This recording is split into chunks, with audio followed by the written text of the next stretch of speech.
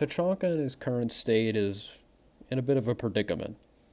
On one hand, he is the face of a community, and he is a glorious meme lord that everybody makes jokes and loves about, but he's also just one of the worst operators in the game.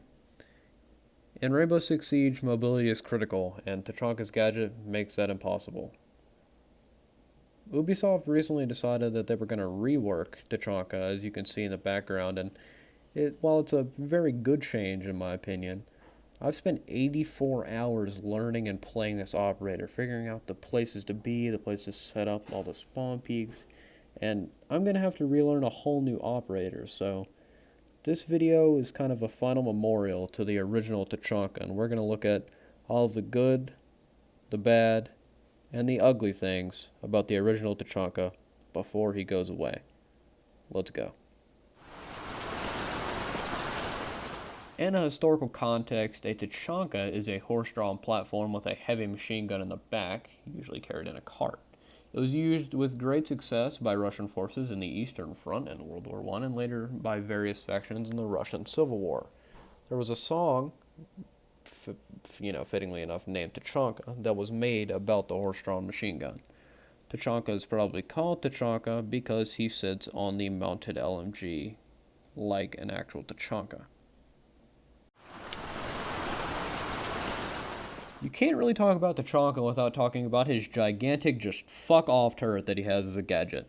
It is an RP-46 Degtyaryov light machine gun of Soviet-Russian origin, and most people find it completely useless because it's mounted on a tripod and therefore immobile. But I actually really like it. Sure, it has a shit ton of recoil, as you can see in this gameplay in the background, but it has a fire rate of 550, which sounds bad until you hear that it has a massive 66 maximum damage per body shot. That is brutal. And with 60 rounds in a magazine plus 1 in the chamber, it's a ridiculous tool for holding angles or even breaking open muras and using that as a shield all around you. It's also commonly used with deployable shields if you want to hold down an angle like I am right here. And overall, I really like it. Its ADS and crosshair is just really tiny, so you can hit long shots if you really want to. Now, ignoring this giant tragedy, it is this massive watermark in the middle of this video here. Tachanka seems to be gaining his turret as a primary, and it has been taking off of the tripod, and it also no longer has a ballistic shield. It seems to have retained a lot of its former properties, like high recoil and heavy environmental damage. Tachanka's gadget now seems to be a heavily modified Mosin Nagant, also known as a Kulikov grenade launcher. It was produced by the Soviet Union, and it was designed in 1943. It is a grenade launcher that shoots 44 by 15 millimeter grenades, and in real life it is a bolt action. In this it seems to be semi-automatic, but I'm sure there's some kind of lore for that. As you can see, the little reload here, it still uses the same pan magazines, and it seems to have different sights. Very interesting. We've seen the current, and we're looking at the future, but this right here is the past. Tachanka used to have no ballistic shield, and it could only move in 60 degrees in either direction. It is also shown here having a pan magazine storage on the side, which it no longer has. This right here was basically a national fucking tragedy. Even with these really good stats, though, Tachanka's original turret was just awful. You could put the deployable shield at your feet, but you could easily get headshot by a Blackbeard, and it was just almost unusable. I really started to get into Tachanka when the ballistic shield came out. That was the pinnacle. For a lot of people, one of the main redeeming qualities of Tachanka is his primary option, more specifically the 9x19 VSN. It has a decent damage output of 34 maximum per body shot, and it has a 750 round per minute fire rate with a 30 round mag, and very, very small amount of recoil. On the other hand, there's the I'm up by 3-0 on match point and I want to make my enemies feel like shit. So at this point, you'd probably be like, Captain, the primary choice for Tachanka is pretty obvious, right? And I'd be like, yes, there's a very obvious choice in this situation, and it's the SESG-12. Now, you may be thinking, Captain, but you just said it's only used for humiliation, but But I was wrong. It's just you don't use it because it is retardedly OP. You guys don't understand. It is the best weapon in the game, and whenever you use it, people complain about it because of how fucking stupid OP it is. The 12 in Saga 12 does not stand for 12 gauge. It actually stands for the number of miles you can shoot somebody and still get a one-shot kill. It is a ridiculous weapon. And especially when you put the suppressor on the weapon, dear God. So, like, say if you spawn APC area and then somebody spawn construction site, theoretically, you could hit somebody with a singular pellet and then one-shot kill them.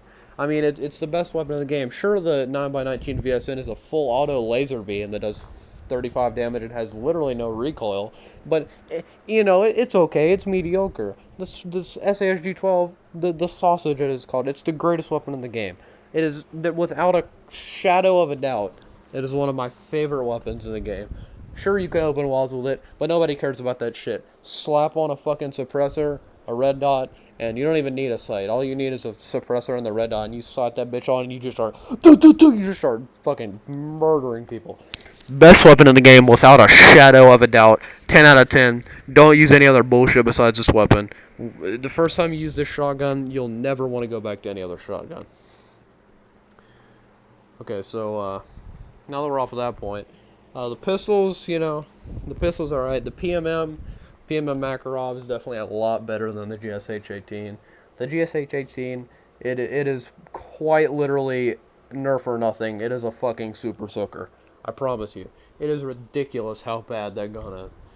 Sure, it has 18 rounds and it's semi-automatic, but you need to hit your opponent like 5 times to get a kill, and with the Makarov, it's only like 2 or 3, and the Makarov pistol is actually one of the better weapons in the game.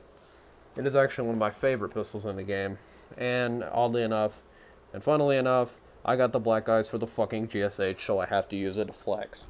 It is really a tragedy. But, my final loadout choice, I think, would definitely have to be the SASG-12 with a suppressor and a red dot and a sight if you want it, although you're not going to be aiming down sights very often. And then the PMM, because it is a fucking banger! But, there's the good shit. No, but in all seriousness, we won't have to worry about any of this shit in the next coming months, because Tachanka is getting a new primary, and it is in the form of the DP-28. Now, the DP-28 is, it's what it's on his turret right now, technically. It's like what the weapon's supposed to be. In real life, it has a 47-round magazine, but in game, it has a 60-round, so I want to see if they end up changing that or not. As you can see right here, the crosshairs in the ADS, it's ridiculous. It is mad in the way that it does. It is really high damage, a low fire rate for an LMG, or any AR for that matter, but it is definitely one of my favorite weapons, and it has a lot of recoil, but it bounces out with a massive amount of damage it does.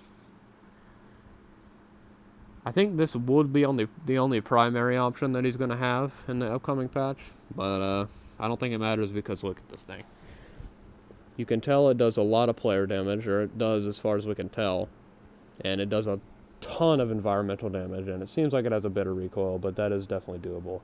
We've got some new sights on there. We've never seen these sights before, as far as I can tell, and it's going to be with it. Now to go over the lore. I'm gonna go and warn you guys, I'm literally just fucking reading off the wiki. Itself, like the biography, psychological profile, and psychological report. Alexander Zinoviev was born on November 3rd, 1967, in Leningrad, Russia, to a military family. At the age of 18, Zinoviev was conscripted into military service just as the Soviet Union was ending its operations in Afghanistan.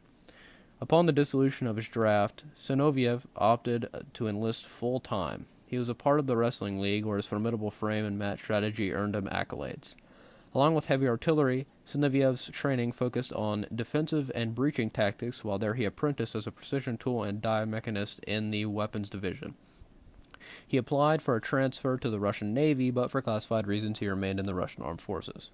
He was later transferred into the Spetsnaz shortly before the collapse of the Soviet Union. He married and had kids, though the relationship later ended in divorce, and he went to join Rainbow sometime in the year 2015. On November 13th, 2016, he was declared clinically dead for 2 minutes following an operation on the field.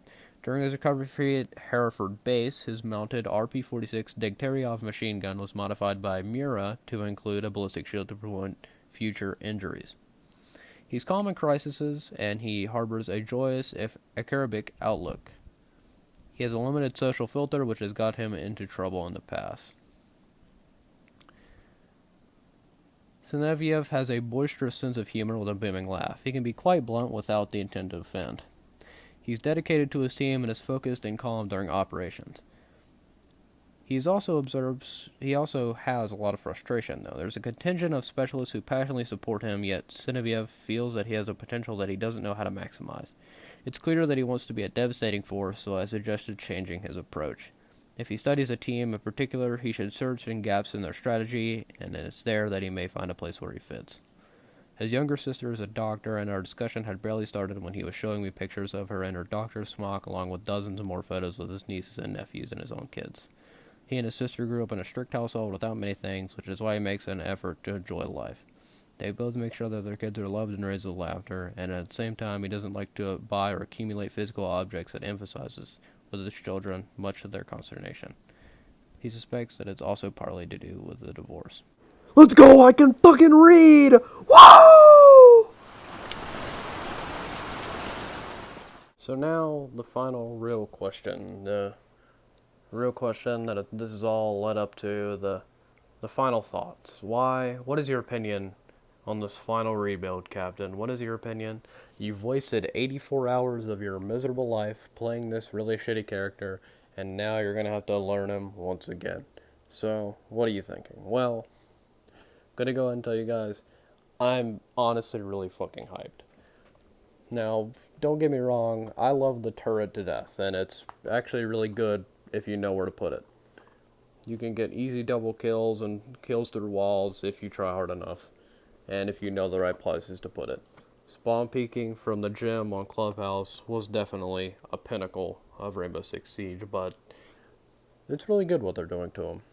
They're keeping him kind of what he was based around to begin with, the old antique weapons, and he's still going to be the same, you can still use him the same way, It's kind of like taking Maestro and his Alda 5.56 and then mixing it with sort of a smoke-esque gadget. And I am really fucking hyped. Nah, I'm just playing with you guys. Here's the real work. Here's the real rework. The rework that we all wanted and the rework that we're gonna fucking get, dude.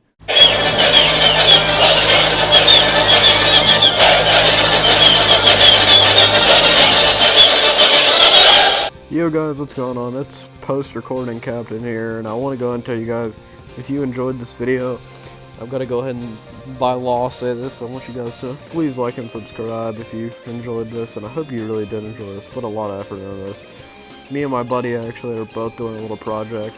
My buddy, his name is Elite Noises on YouTube. He's doing a little Halo series where he ranks the Halos from 1 to 5, and in honor of the coming Halo Infinite game. But yeah, we're gonna give each other a little shout outs and shit, and we might even collaborate sooner or later.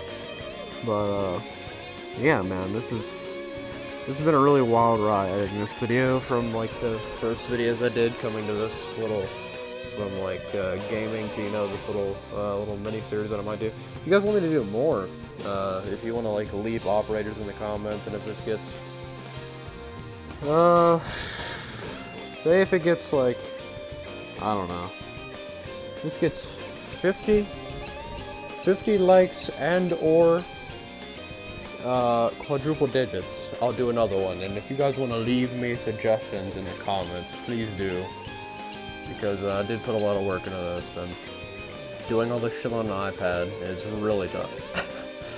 And all the footage used in there, or most of it, is mine. There's a couple, not all the art is mine, but all of the game clips are mine. But yeah, I hope you guys enjoyed, and I'm really hyped for the Tachanka rework. If you guys want to talk to me about that in the comments too, I'll respond to all the comments. But anyway, thank you guys for watching. I love you all, and I'll see y'all later. Goodbye.